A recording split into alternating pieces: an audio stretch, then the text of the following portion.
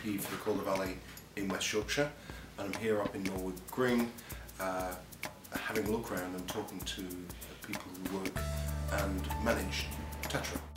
I spend a lot of my time as an MP going out to local businesses, and the wonderful thing about the Calder Valley is that 20% of people still work in the manufacturing industry.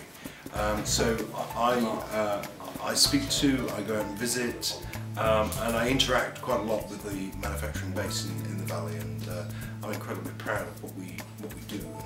And Tatra is a prime example of the high-end niche stuff that we still manufacture. Well, actually, you know, when you go around the Calder Valley, there's some huge investment going on. You know, 125,000 here in the new technology which I've seen today.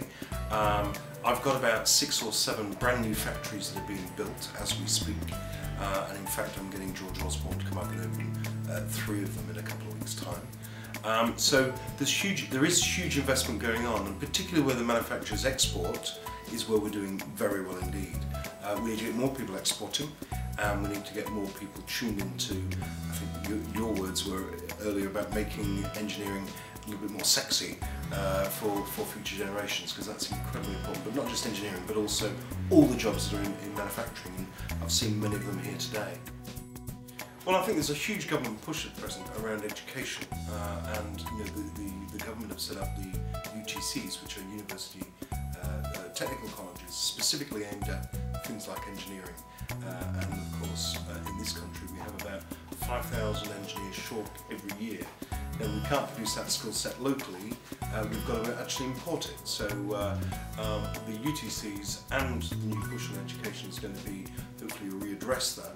Not an overnight fix, of course, but in a few years' time, those 5,000 engineers that currently come from overseas will be homegrown, and that's incredibly important.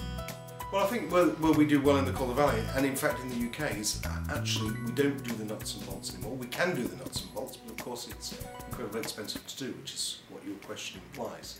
Where we do incredibly well is that, and we stay ahead of the game, we almost defy logic in some regards in this country, and that's by being the best and picking those niches where we can be the best. Tatra Plastics here, for example, will show you some great examples of how they do things much better than others in the market. In fact, on 1 or 2 products I've seen, they're the only ones that do it in the market because they've got the technology and the know-how to do it. That's very, very indicative of what I see all over the Calder Valley, well, obviously in plastics, but in other fields as well. And that's how we stay ahead of the game. That's how we're going to trade our way out of the mess we're in, and hopefully long may